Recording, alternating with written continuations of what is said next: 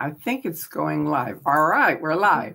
So I am here today. I'm Tory Christman, aka Tory Magoo 44, with Natalie Webster, Life After a Cult, but make sure you sign up over at her site also if you haven't already. She has a great site and she does kind of a daily recap of different things that are happening all around. So it's really kind of a great way to get kind of the news condensed. I really liked it.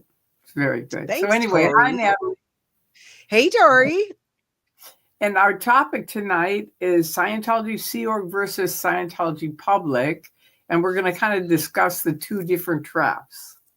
Yes, we are. Hey, look at that. Moose on the Loose is in the chat. Marcy's there. Look at all these people. Marcy it's fun Day. being at your house. I'm coming over to Tory's. Moose on the Loose, Anna Christie. It's good to see all you guys. Thank you for coming.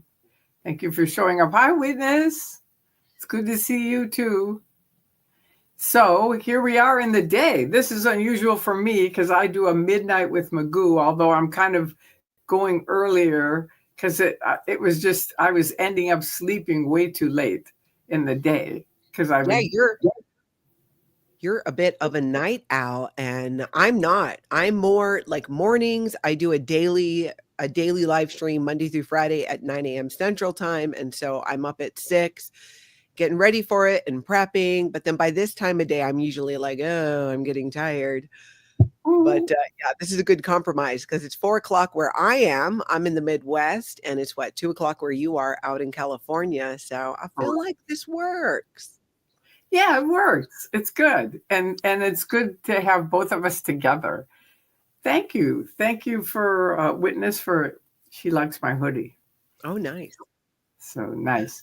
Anyway, so both of us have been in, I mean, I was only in the Sea Org for, I think, a month or two. I have epilepsy and I was on medication, still am, but they decided I ran out of my medication and they said, oh, well, you can't take medication. We'll send you down to the MLO, which is the medical liaison officer. And that was an 18-year-old kid, totally untrained medically. So if you have a medical condition, do not go to Scientologists. I can't say it enough because many, many Scientologists have died using their programs. I would have, except, thank you, Winston Smith. That was great. Thank you. Very kind. Oh yeah, I'm supposed to do this. I forgot. I'm kind of new at this monetization thing, but thank you very much. That's very cool. Thanks, Winston, for doing that for Tory. Yeah, it's good to have both of us. So anyway, they made me get off my medicine, saying that we're going to put you on Dianetics and vitamins. And I ended up having tons of grand mal seizures, and thus I have very bad short-term memory. And luckily, my mother realized they were killing me and told me that. She said, these people are killing you. And her father, my grandfather, is a doctor. And he, I think with her, he said, look, get her back on her medication. Yeah. And so my mother called me and said, look, because she said, what are you doing tonight? I said, I'm going out on a date. She said, okay, I'll call you tomorrow. She called me the next day. How was your date? I said, what date? Which you'll see, if I get, but DOA helped me with that, reminding me that it isn't really all my memory. It's just, I need one word to bring me back to whatever. So someone has to kind of follow along if I give a talk, and then they help me. Anyway, she helped save my life. I got back on the medication. I still take it to this day. I haven't had a seizure in 30 years, whereas I had many, many grand mal seizures while I was in Scientology for about 6 month time until my mom just said, either you're on your medication today or I'm going to personally fly out to LA. And believe me on this, L. Ron Hubbard and the Church of Scientology will never forget your mother. And I knew my mom, and it was like, she could kick ass. So I thought, all right, I'll do it. And who wants to have seizures anyway? So there you go. So that was my Sea Org thing, which was very short. Then I went on staff and do you know what NSO is? Non-Sea Org? Yeah. Hmm. So I did that at Celebrity Center until they canceled that, which was, I think, 6 months. And then I went over to AOLA, which is their advanced org, and did NSO there until I got pregnant. Did they make you sign a contract for non-Sea Org? Did you have to sign a 2.5 or a 5-year contract for non-Sea Org staff at a Sea Org? I don't think so. I don't think so. I don't think they wanted us there that long. Yeah. So, it was a different time. I mean, I got in 1969. When did you get in? Well, my mom became a Scientologist in 75 when I was 5 years old. She married a Scientologist. So when I was 8 or so, starting my indoctrination and doing those children's courses and went up from there. So it was 35 years that I was actively in Scientology, and then left with 3 generations of my family when I was 40. And Tory, it's going to be 15 years, January 1st, 2025, since I left Scientology. I want to have a party. Yeah, I'm at 24. So next year it'll be 25 years. I was in 30 and out 24 now. So next year it'll be 25. And then I want to have a party. Wow, I love that. What was it like when you were, so back in the 60s, were you staff then, or you were a public person? So not on staff, not in the Sea Org. Good point. I was a public to start with. I quit college in Chicago and hitchhiked from Chicago to LA. So people in other countries, that's like an enormous amount. I think it's a 6 hour, or probably a 4 hour flight. It's, if you're flying in an airplane. Yeah. I mean, it took forever.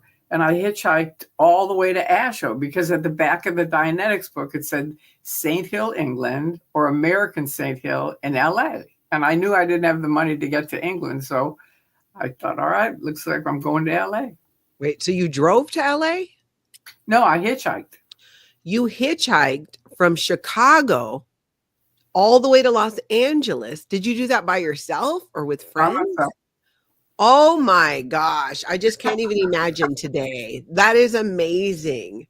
And it's amazing. See, now in this day and age, no one would do that. Do you know what I mean? Because they'd look on the internet, and most people that we're talking to, you have access to the internet, you have access to stuff. Like Anna said, oh yes, you were definitely a hippie. I was a hippie. And so hitchhiking was just part of our daily life.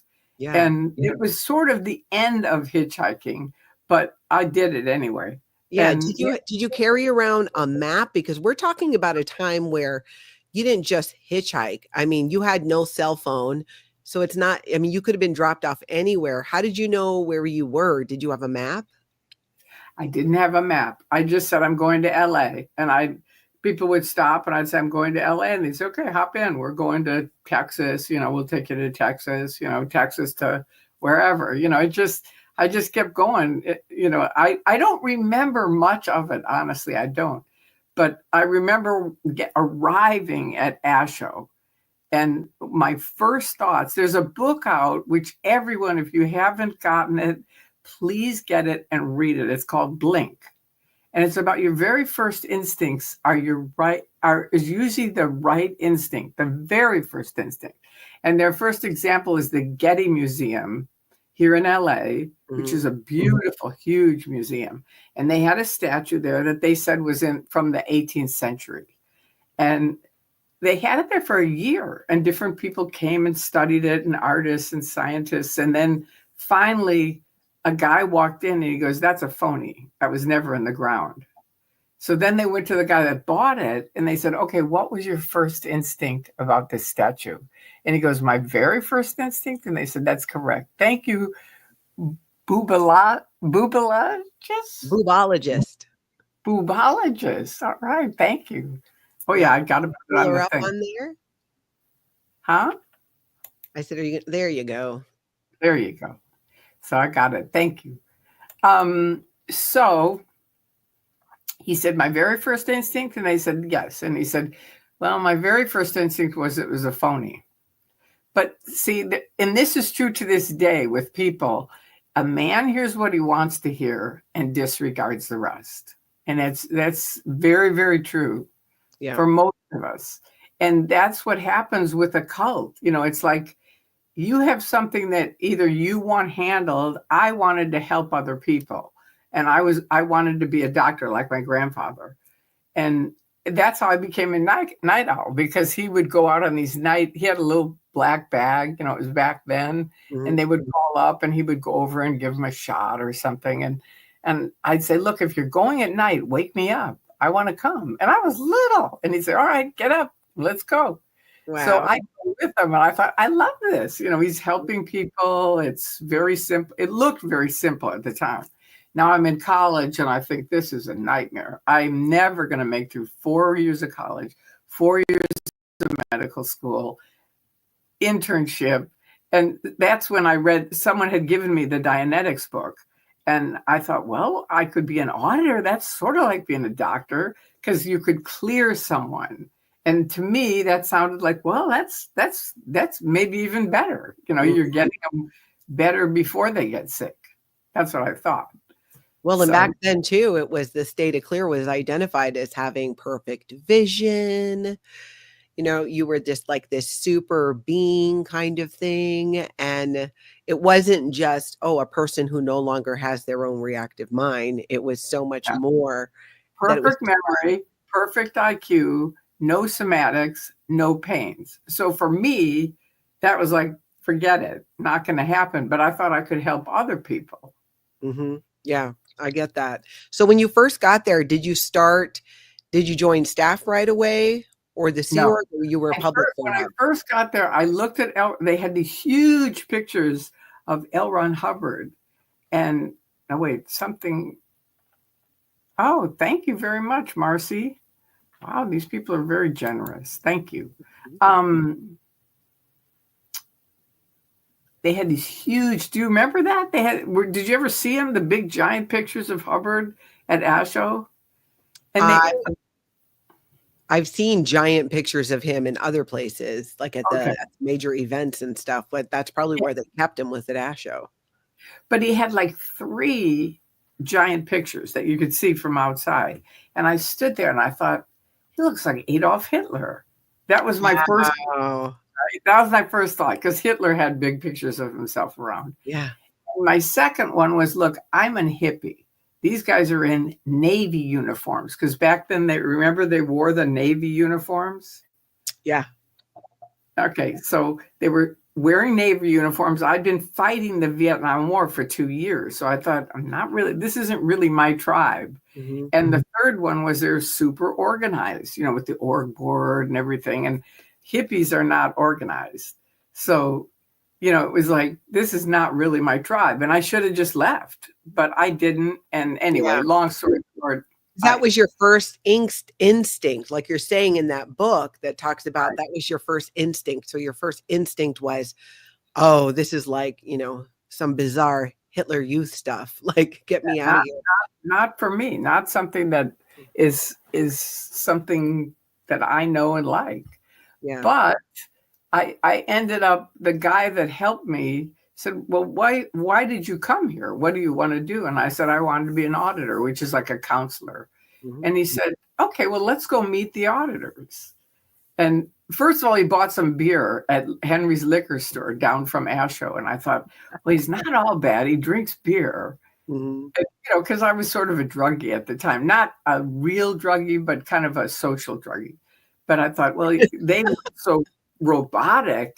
And I thought, well, he drinks beer, which is the public. You see what I mean? Mm-hmm. The Sea Org don't drink beer, I don't think. Do they? The Sea Org generally no. I mean, I did know a couple of Sea Org members that, I think had a drinking problem and would sneak it. But in general, they did not, except for once a year during what was called the Bosun's Party around Christmas. And I went to one. Yeah, then it was party till you pass out time. Yeah, that was amazing. I went to Qual, which is their corrections office, and they had these giant empty fifth bottles. I mean, these guys were smashed way before the party. And we went to the party, and then we were dancing with them and everything. And that was it. Whoever was running it said, okay, the public can't come to the Bosun's party anymore. Yeah, I'm surprised that you were allowed to go. Public were not allowed to go when I went, and that was in the, late 80s, early 90s, the time that I Yeah, was this there. was 79. This was 79. Oh yeah. I feel like back then so many things it was a bit more loosey-goosey. It was still culty, but Oh, a little looser on the rules on things. And I think especially when it came to what you did in the bedroom, it just didn't seem like Scientology was so up your business that way as they are today. And interesting thing too is, do you notice, Tory, how there's like a public Scientologist, a staff member who signs a 2.5 or a 5-year contract, then you have a C organization member where it's a 1 billion-year contract, and the higher up you go in that, the more Scientology wants to know and control what you do in the bedroom. totally. And in your life in general. Mm-hmm. It's like I always say Scientology is like a triangle because it starts out, most of the people get in down here. And then as you go up, it's more and more money because you have to pay every single level if you're a public. And I got up to OT7. OT8 is the top. And it was unbelievable how much our freedoms were completely controlled and stopped. Yeah. We used to sit in the balcony at the Shrine Auditorium so we didn't have to do the hip hip parade. That's how much I hate that. Because we were just like, Miscavige would look at us like, you're the 7s, you're the 8s, stand up and applaud. So we'd sit up in the balconies. I was like, he couldn't even see us. It was like, and someone asked, just so you know, what is a social druggie? And they obviously don't know the hippie movement, but hippies kind of, it was like, I was in San Francisco and it was like, try this, try that, try this, try that. That's a social druggie. You're not really addicted to anything. You're not really, needing anything. You're just trying shit. Yeah. That's what I call a social druggie. What today I think called more like recreational drug use versus, I think recreational, it's kind of like, I think of it as people. No, I think you're right. It's kind of the similar thing. Yeah. Mm-hmm. Yeah. So when you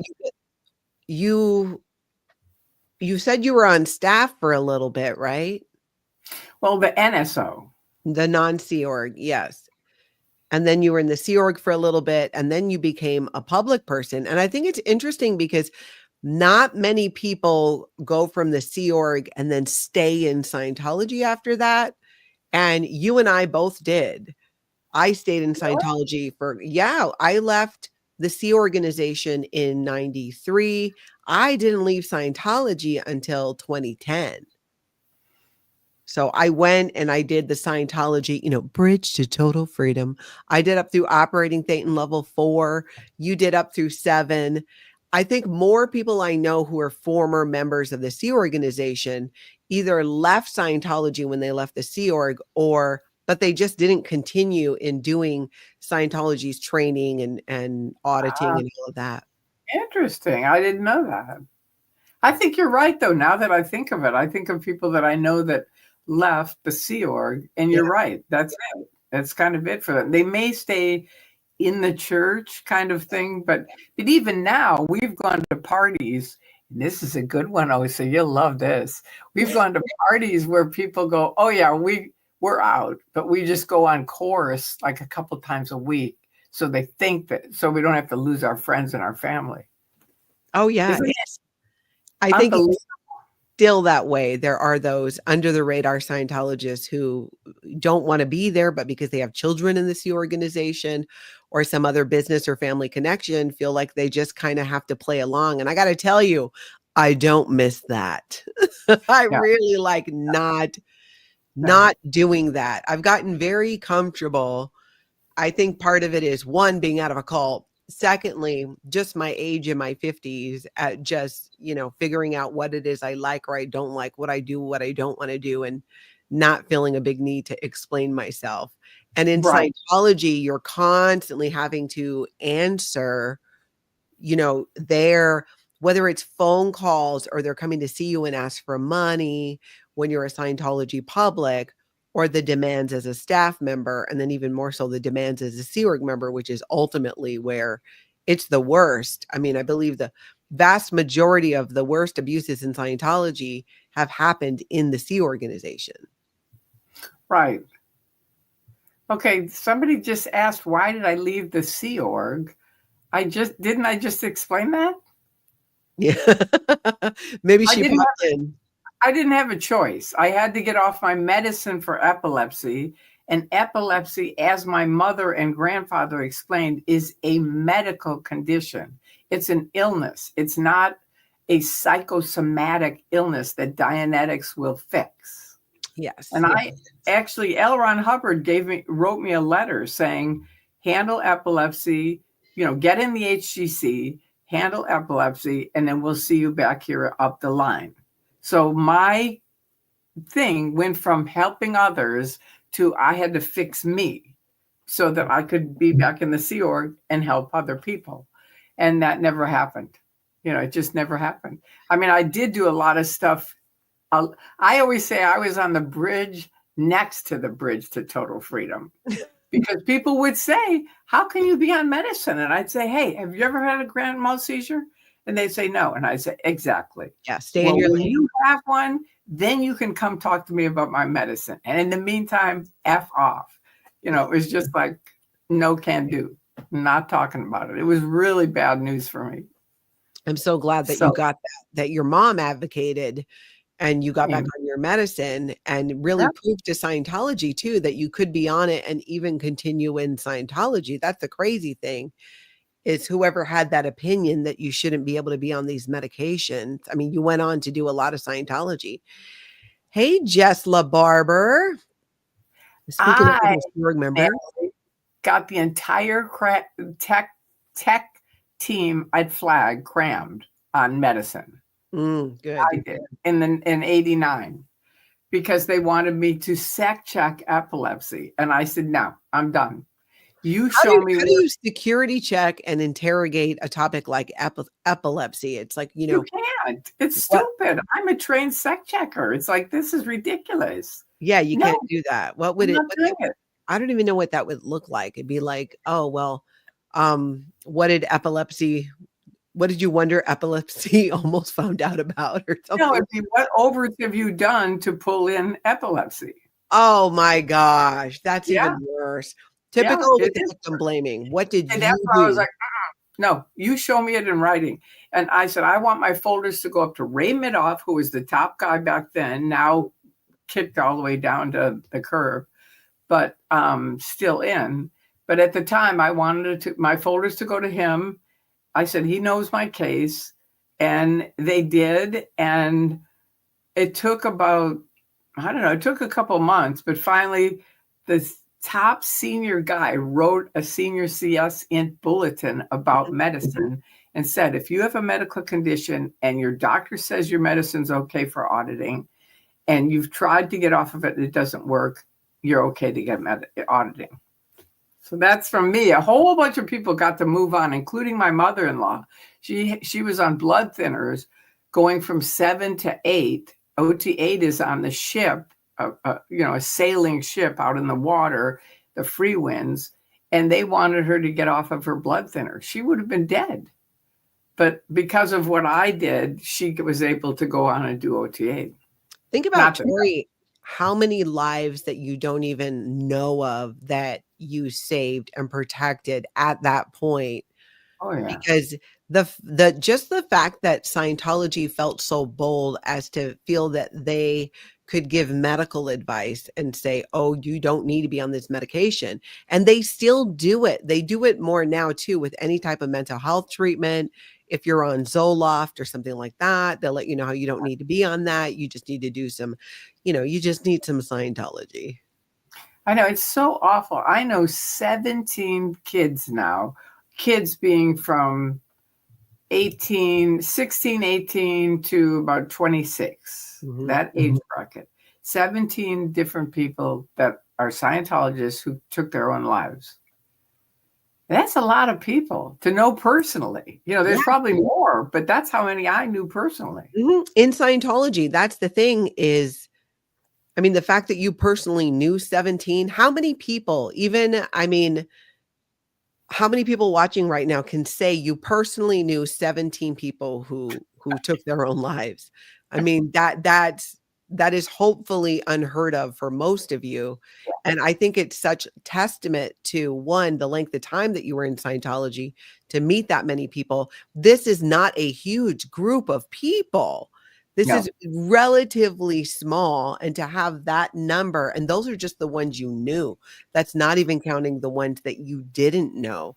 It's no, very right. disproportionate. I've always thought, I've never known what the exact numbers are. I don't know that we ever would know, but it is very scary, the number of Scientologists, former Scientologists, Sea Org members, former Sea Organization members who took their own lives. And for me, I completely blame their lack of mental health care. I blame Scientology for making people afraid to seek mental health treatment, to talk to doctors about it, to talk to counselors about it, to even consider that there could be another solution for what's going on. I mean, it's we're the large number of people who have lost their lives because of this. Then you add in the people who went off of medications they should have stayed on for health reasons. And I mean, it just adds up. And then think about the people who, my mom had a kidney issue, and so she had kidney failure, and she was in the middle of auditing on operating Thetan level 7, which you were on, and she needed a kidney transplant.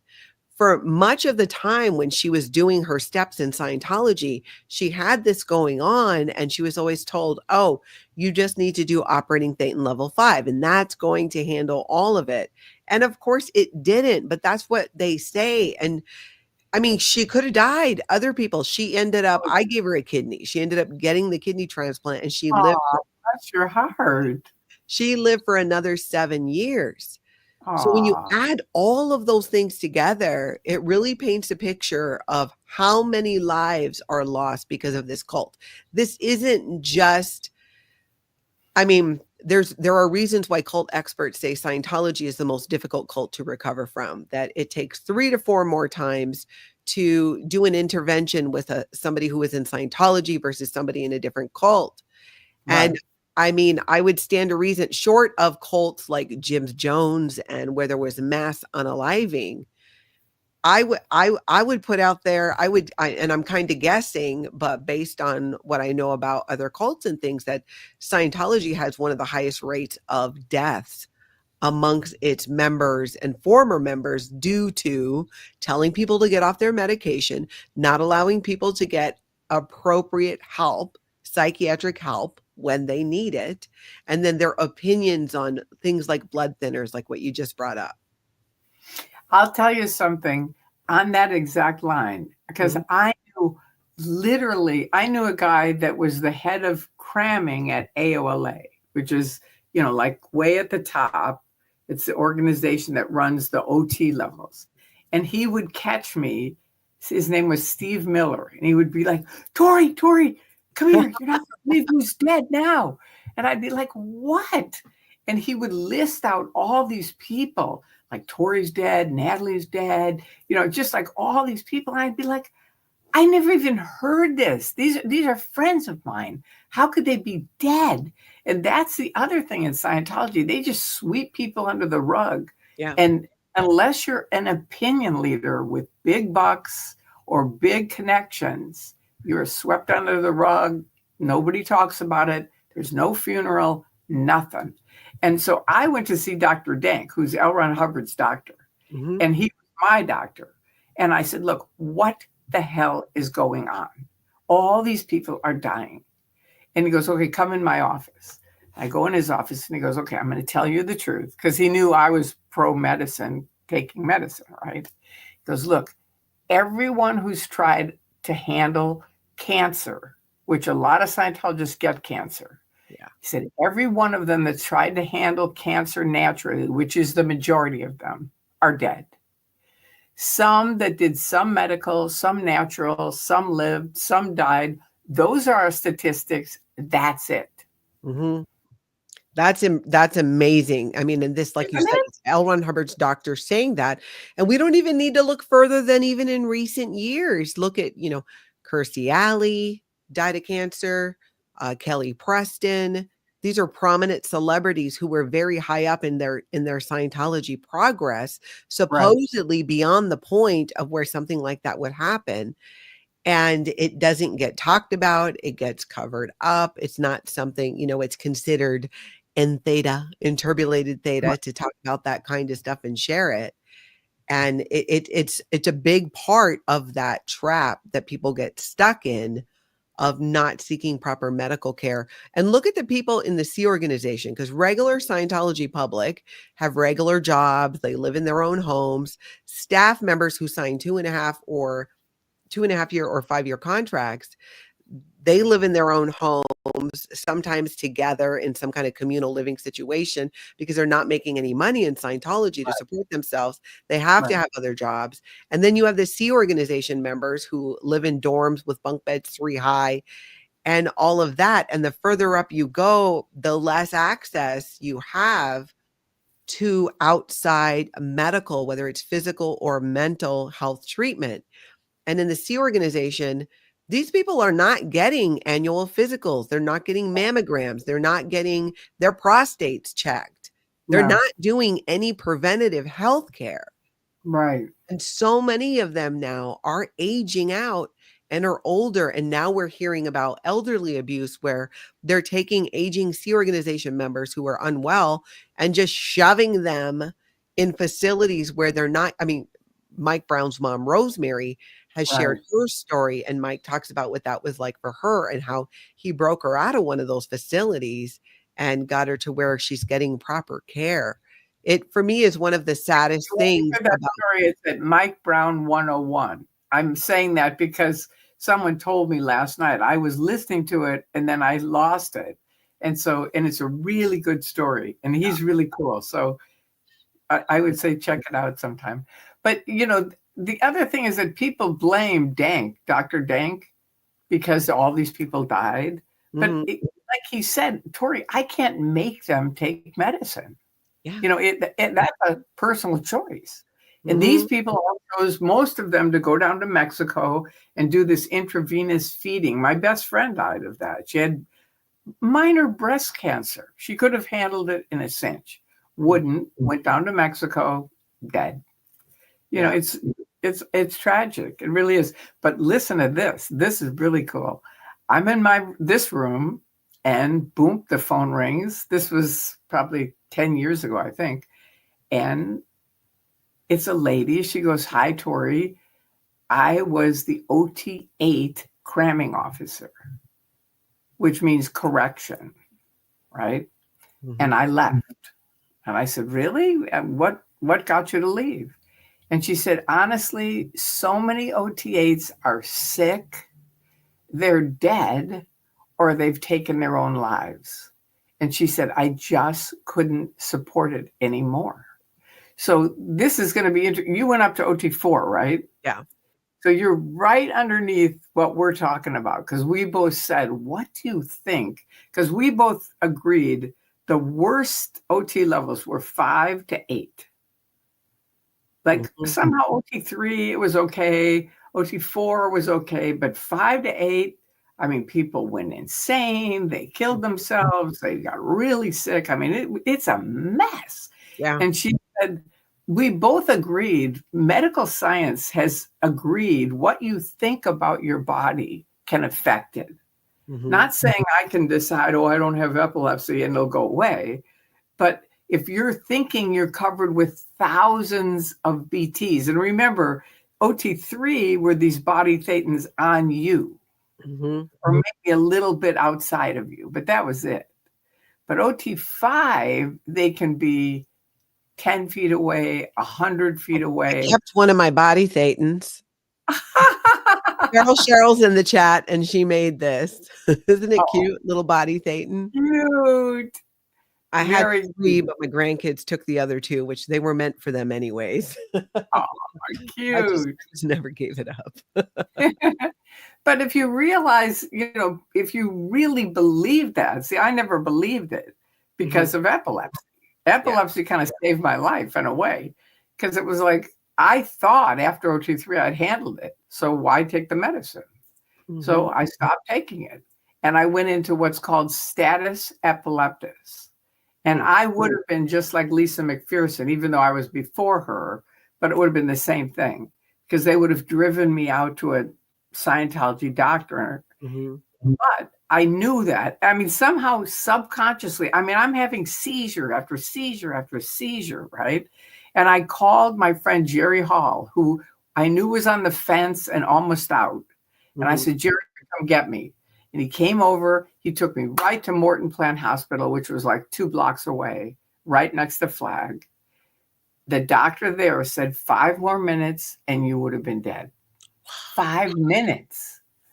So that was after OT3. So, of course, the regs are like, well, you need OT4, 5, 6, 7, and 8, right? And now on 7, I never had a win, not one win. And Gold came to interview me and they said, we want to hear your wins on OT7. I said, okay, listen to me carefully. I have wins on training, but I don't have a win on OT7. And I've written it up to David Miscavige over and over and over. So you can tell your boss to read my letters. I was really ticked off. How did they respond to that? They were white as sheets. And they left, and they never interviewed me again. Until right before I left. I'm in What is Scientology, the original one. And right before I left, they said, we're going to redo What is Scientology just in a magazine. And we're going to put you in it and about 10 other Scientologists. With your win. My win was just that I was back in touch with my family. So, I tried. They called me when they did the first What is Scientology, and they said, we want you to come over, and it was a OSA PR person, and they said, we need your wins. I wrote up a big long win on auditing, and I thought, Tory, they're not going to use you as an auditing win. They're going to want Tom Cruise, John Travolta, something like that. So I thought, okay. So I did training, big win. I thought they're not going to use you again. So then I wrote up a little win about my family, that I was out of touch with them and got back in touch with them. And that's in What is Scientology. That's it. They still used it. Back in your day, did they have so for me, being a former Sea Org member, we were never allowed to be in any Scientology magazines or anything like that. Really? Because when you leave the Sea Organization, L. Ron Hubbard said you're a degraded being. So you're a DB, a degraded being. So you're not allowed. Well, I was still in Scientology, but because I had left the Sea Organization, so if there was a shoot going on, I just had to say, hey, I was in the Sea Org, and boom, you're not in it, which was totally fine by me. But that's another thing that I always thought was weird, that it was like, well, if you're a former Sea Organization member and you've done your handlings to be in good standing with Scientology, and you're good enough to get onto the operating Thetan levels, but you're not good enough to put, go in a magazine. Now they make exceptions for celebrities. Oh, yeah. Some of them were Sea Org members and went on to become celebrities. Neil Gaiman, the author. Did you guys know that, chat? Neil Gaiman, it was comes from a Scientology family. And he was a Scientologist. He was in the Sea Organization. Right. It's amazing. Yeah, I don't think he's active anymore in Scientology. I'm pretty positive. What did you say? I don't think he's active anymore in Scientology. No. Yeah. No. But they wouldn't say anything about it. They won't. A lot of people have. That was my favorite thing with Anonymous. For anybody who doesn't know, Anonymous came in 2008. And I had honestly felt like, because I escaped out in 2000. And they immediately started attacking me. And they hired 2 ladies to write lies about me 24/7, 365 days a year. And I kept trying to fight it. And I realized, Jesse Prince helped me realize it. Jesse used to help run the church, and he's out. And I called him and I said, Jesse, this is driving me nuts. And he said, look, listen to me carefully, step away from the stove. And that is such a great, because I remembered Yachty telling me, Tory, the only thing we can't handle is if someone doesn't answer us. Yeah. Anyway. Yeah, they really can't. They really can't. I feel like you got to really stress that, especially sometimes I know people will ask me like, well, why don't you respond to this or that, some troll comment? And I'm like, because they can't stand it that I don't. And that makes me happy. Right. I know. Mm-hmm. Okay. Lupita says, Tory, how and why did you start working with OSA? Good question. We moved from LA. We lived in LA. We gave birth to my son. Thank you, JB808. Wow, that's kind. Tory is a national treasure. Aww. Yeah, she is. Thank you for doing that for Tory, JB. Mahalo. Thank you. That's so sweet. Thank you so much. I forgot what I was saying. See, there's my short-term memory. What was it? When did you start working for the Office of Special Affairs? Okay, 79. So we gave birth to my son, and then we moved to Florida. And in Florida at the time, in Clearwater, Scientology had done this awful thing with a guy, the mayor named Gabe Gazaris, and they completely trashed him.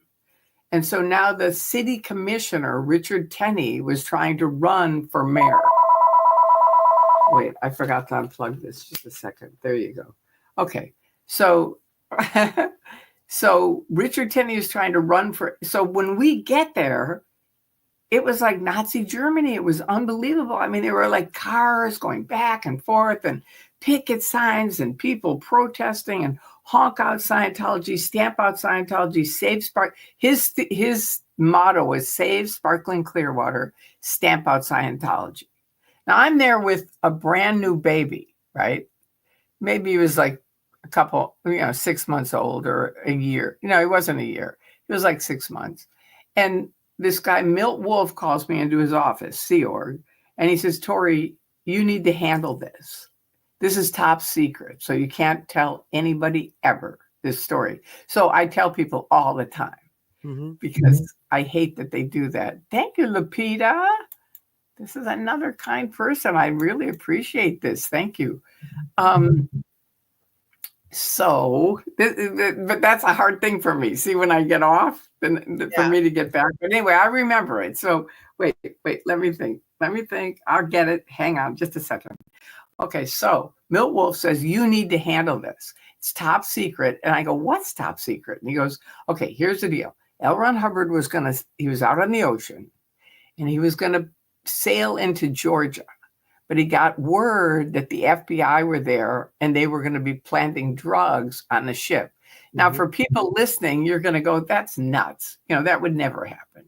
But for I call it the Scientology Truman Show because it's very isolated, insulated, and you're surrounded by Scientologists. That's what we believe, that kind of thing. The FBI. And I said, really? And he said, yeah. So Hubbard swung around to Clearwater, bought the Fort Harrison under another church name, not Scientology. They lied. So he said, so we are liars to them. And his big thing is don't vote for them. They're liars. So you have to go, Tory, and handle them. And I'm like, I have a brand new baby. What am I going to do? And he goes, Tory, there's only 4 people. There's only 4 public in Clearwater. So you're it. And so I just thought, okay, whatever. I'll give it my best shot. That's what I told him. And I went out to an older woman who was standing there with a picket sign and an American flag. And I walked up to her and I said, what are you doing? And she rattled off something. And I said, look, the only thing that's happening here is you're making my baby cry. That's what's happening. My baby just started crying. And that's because you're here making all these people honk and all this shit. This is my religion. Put down your flags and go home. And she did. She put down her flags and she left. So I just started doing it one person at a time. I mean, it was kind of amazing because it was hundreds and hundreds of people. Then I started going to meetings and taking on Richard Tenney. And I was there with all the opinion leaders of Clearwater, with the big money dealers and everything. And he had said, the best thing is if you can ask a real question in person. Yeah. So I'm there. I was there with the PR from OSA. That guy blows. It's too spooky and he just blows. It leaves me there. I'm in the first row by myself.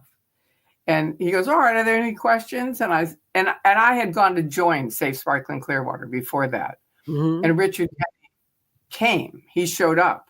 And I said, look, and Richard Lively was the journalist at the time for the Clearwater Sun. And he's writing away. And I said to Richard Tenney, you're my city commissioner. And he goes, no, I'm not your city commissioner. And I said, you're going to say, because of my religion, you're not my city commissioner? And he goes, that's correct. And Richard Lively, of course, is writing away. And so I take his notebook. He's kind of a short guy. Sorry, Richard. And I take his notebook and I just rip out all the pages. And I say to him, if you ever write anything in your newspaper about me that isn't absolutely true, I will personally come out to your house. And he never wrote anything. He wrote all kinds of shit about a lot of people, but he never wrote anything. I've never hit anybody in my life, but I, you know, my dad taught me how to handle bullies. And it was just funny. Anyway, long story short, I'm at this big meeting and I say, you know, you said when I met you that just because of my religion, I'm not your city commissioner. So I want you to explain to these people how you could be a good mayor if that's if you're using this discrimination. Yeah. And good question, right? And he goes, all right, ladies and gentlemen, I went to Washington and they said they were Scientologists and it turned out they weren't. And I went here and they said they lived there and they weren't. And now this lady says she's a member of Clearwater. And I said, no, I said that Largo, which is next to Clearwater and surrounding areas. And he goes, thank you very much, ladies and gentlemen. She is not even a member of Clearwater. And they all start, yeah, you know, they're like clapping like mad. And I just wanted to burst out crying. I really did. But I thought, Tory, no, get it together. So I just kind of went like this, like, okay, I get it. There is a lot of charge in this room, which is like upsets, right? And I just kept going like that. It finally ends. And now everybody gets up to leave. And there's a long line of people. And they want to shake my hand. And they're all going, I really want to apologize for what happened there. He should have answered your question. That was a good question. So that's when I realized, okay, these guys think we have long fangs. Because most Scientologists will not say, I'm a Scientologist. I said it all the time. And people would go, I can't believe you told someone we're Scientologists. Yeah. And I'd say, we are.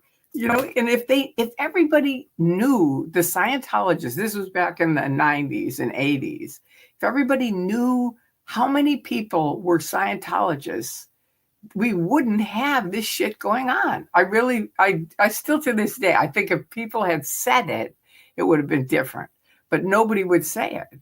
So anyway, I said to him, we need to have a party because my mom was a big party animal. And it was like, if you need anything, have a party. So I said, we need to have a party and nobody can talk about Scientology. They can say, I'm a doctor, I'm a mother, I'm a father, I'm a dentist, I'm whatever, but don't talk about Scientology and just listen to them. And we had the party and he got voted out in a landslide, which to this day, I'm still happy about, even though it's awful. And I feel bad for him, you know, because now I'm out and it was kind of a creepy thing. But for Scientology, they were thrilled. And I went from zero, like, who's Tory Bazazian? That was my married name, to call Tory. She can handle anything. Don't worry about it. And we moved back to LA and everywhere I went, people were like, call Tory. She can handle it. And I did. From zero to hero. Yeah, I did. I really did. It was amazing. It was like kind of shocking. It really was. It was shocking that I did it pretty much by myself. Maybe a couple other people helped me, but it was pretty much a single-handed thing. I love that. And I love too that you're still kind of like doing that. You know what I'm saying? I feel like you don't really do anything halfway, that, you know, you're all in or you're all out.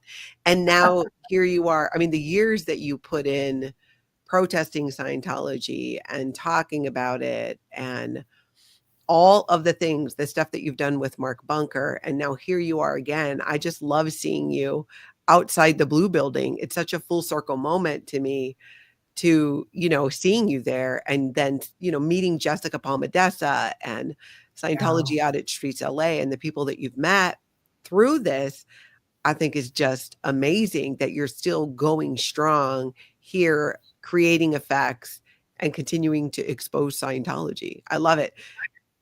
Life goals, they say, like hashtag life goals.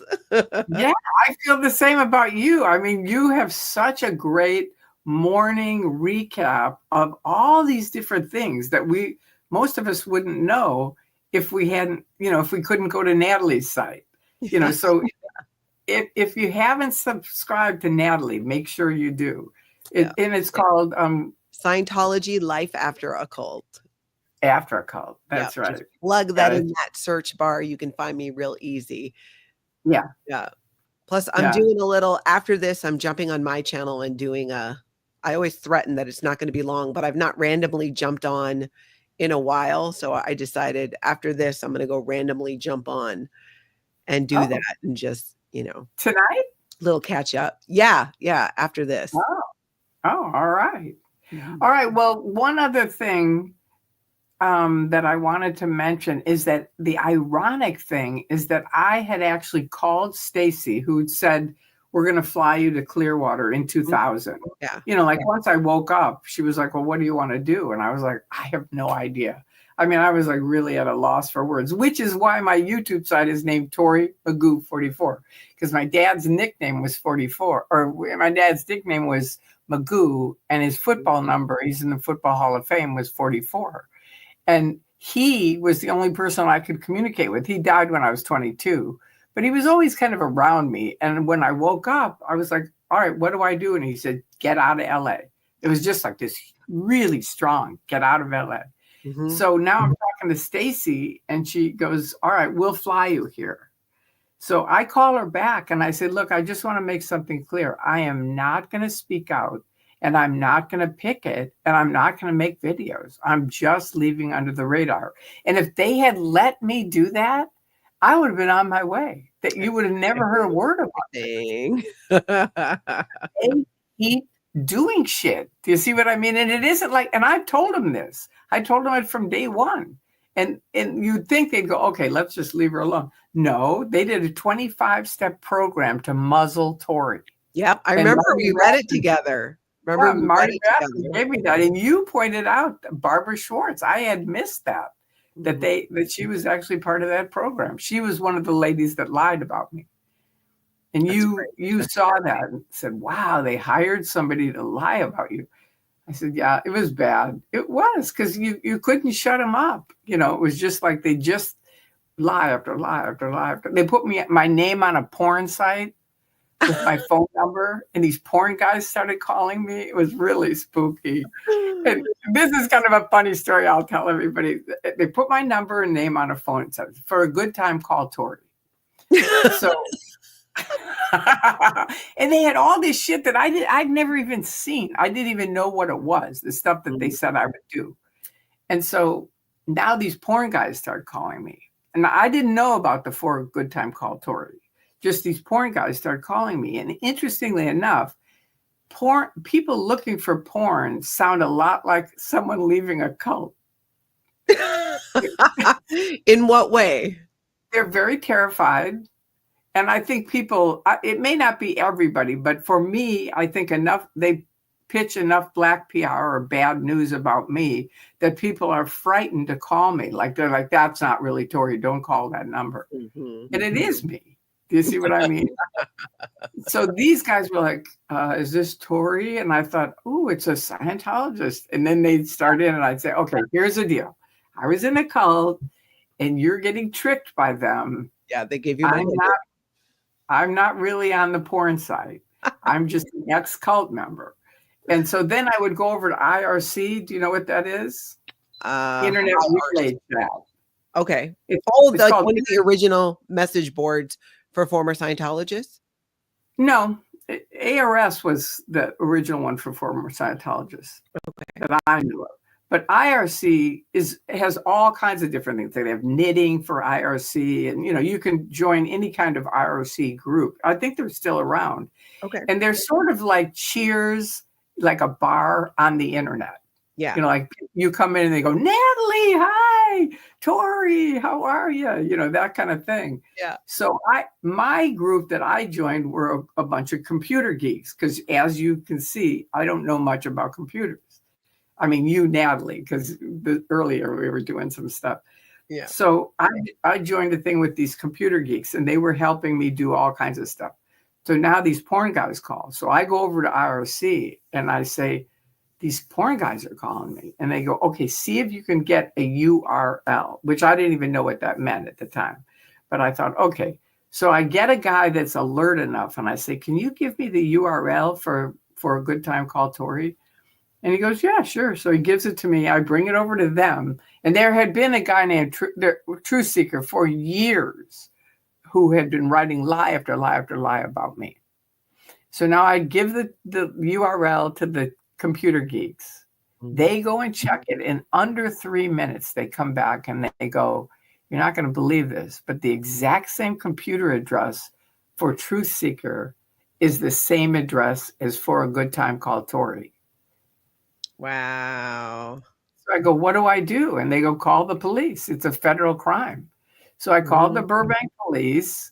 They came over. I showed them my computer and all the lies that Truth Seeker had written, and then this stuff for a good time called Tory. And I said, what do I do? And he said, we're going to file a police report. And he wrote out a police report on Truth Seeker. I mean, it really blew my mind.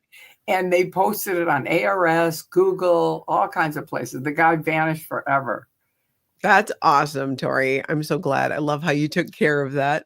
I know. We didn't have fun, though. I mean, they helped me. I mean, without them, I wouldn't have taken care of it.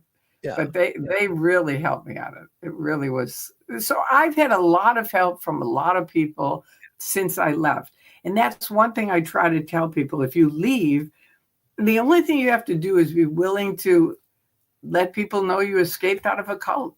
Yeah. That's always my opening line 30 years after I've been out, or 24. What do you do? Well, I escaped out of a cult, for one thing. Really? Yeah. What cult? Scientology. I've always wondered about that. There goes the conversation.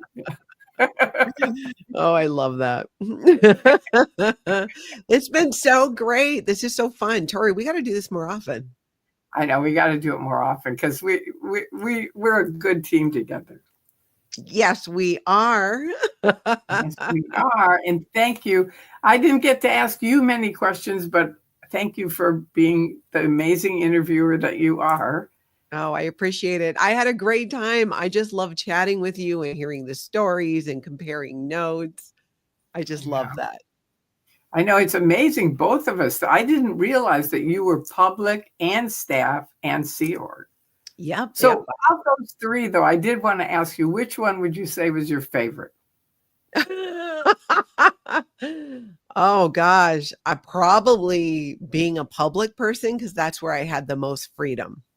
Yeah. There was no freedom in the Sea Org, and being a staff member was pretty horrific too. At least when I was a public Scientologist, not on staff, I had more freedom. And you were staff where? In Hawaii. And then I was in the Sea Org in Los Angeles and Seattle. At LA Org?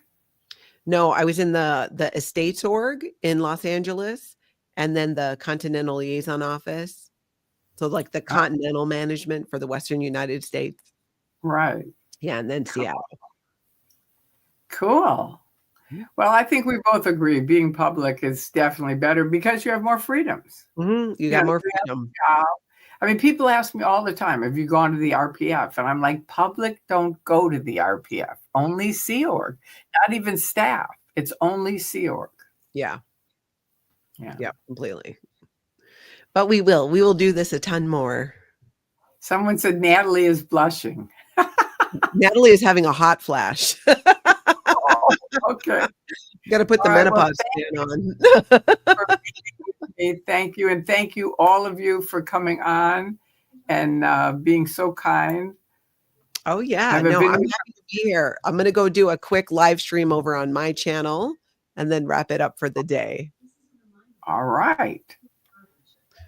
All right. Thank you so much, Tory. Thank you to everyone. Let me just check one thing before you go. Okay, wow. Oh, that's so sweet. All these people. Okay. Anyway, thank you very much. Thank you to all the donations. I'm glad you guys enjoyed it. We enjoyed it. It was good. Absolutely. We'll have to do another one. Absolutely. Absolutely. Not so long apart. Are you gonna come back on tonight?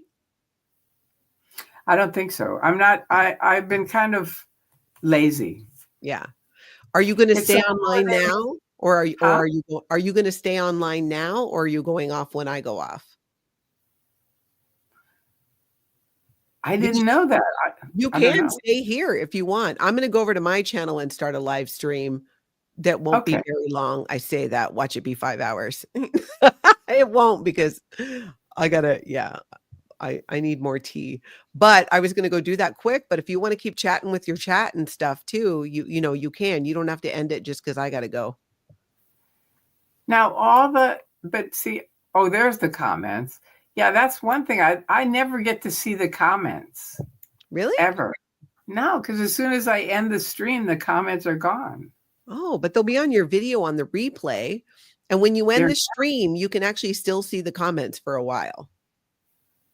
End the stream, but stay in the studio. Yeah. And if you look where the comments are, you should still be able to see them still. Okay. And where are the comments? Right where they are now. Yep. Okay. All right. So we'll end off. Thank you. And we'll do another one soon. We will. I'm going to head over to my channel and let's talk in the next couple of days too. I want to catch up some more on the phone. Yeah. All right. Good. All right. Okay, thank you, Tory. I'll talk to you later. Bye-bye. Thank you. You came on. Bye-bye.